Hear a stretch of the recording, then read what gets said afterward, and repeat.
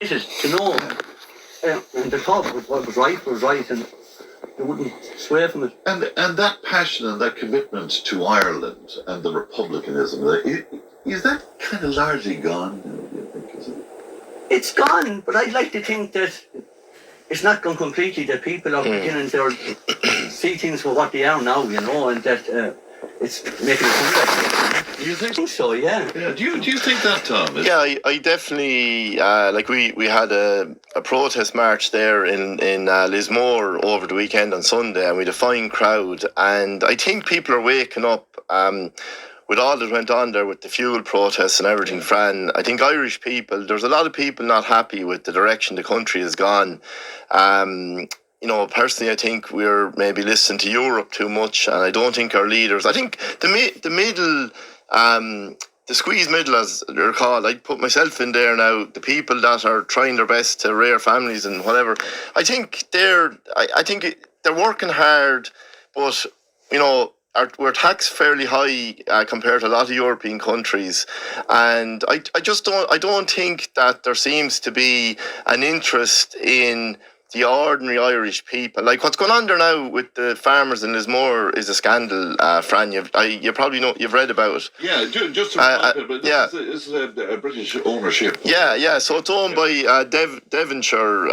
He's 8,000 acres he owns claiming to own of our mountainside there, which is another. We talk about the treaty and the Civil War, but a lot of these big landlords that, to be straight about, that basically robbed the land, they were left in place, which I don't understand.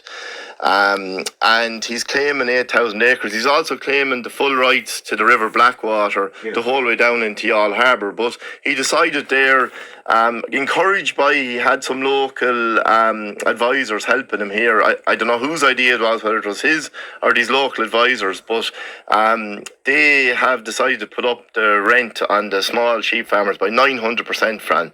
So there's a serious protest movement. It's gathering pace.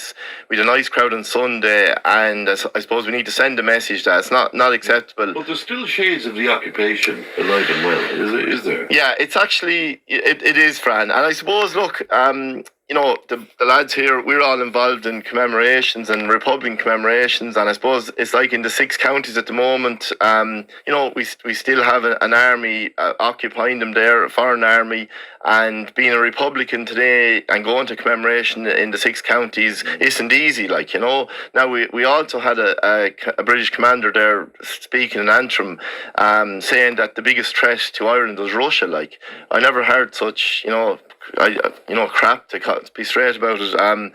Look, we deserve to have the rights to everything, from the sea to the centre of Ireland should be owned by the Irish people. And Pat, can I ask you, Julie and their brother, as you were talking about as well, what would they think of the Ireland of 2026, do you think? Oh, I would say that they think what I think of it, I'd say. Which is what, Pat? Well, regarding the settlement and the Good Friday Agreement, and I know it brought peace to a certain degree, but I'd say they would view it as a sellout of Republican principles, yeah. Men didn't fight and die for a return to Stormont. Even coming forward after the hunger strikers didn't die for Stormont. But lives are saved, Pat. Lives are saved. Compromise, is that it? Well, if compromise, yeah. Yeah. But on a point of principle, there can be no compromise. It'd be my point of view. Right. We can't speak for the dead, but I'm only thinking, I'd imagine that that's the way they would think. And James, what about your grandfather and the other relations you spoke about? What would they think of Ireland of 2026, do you think? I know my grandfather... Just come a little closer to that. I know my grandfather when he was released. And in the Civil War, I know what side he took in the Civil War, and I know my own father then was interned by the Free State, and up to the time he died, my father never agreed with the direction Sinn Féin went.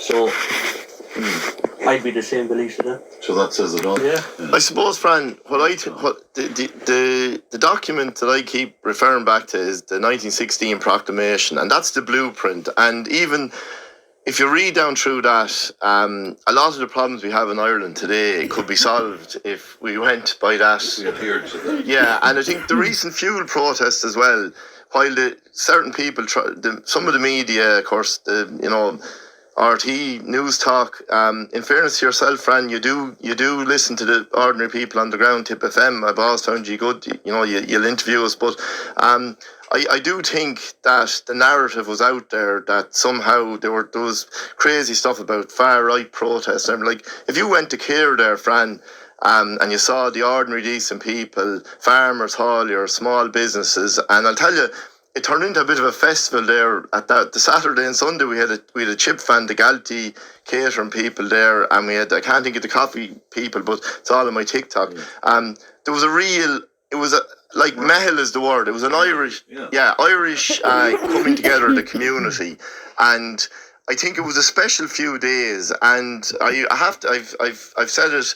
The man of the Duffys, John Dallion and James Gagan, I think they've done Ireland a good service even by what they've done as regards leading these fuel protests. And of course, Fran, the fuel was the final straw that broke the camel's back, and we've had a lot of issues here in Ireland in the last 10 or 15 years, Keep those thoughts in mind, because I need to take a break and we'll be right back.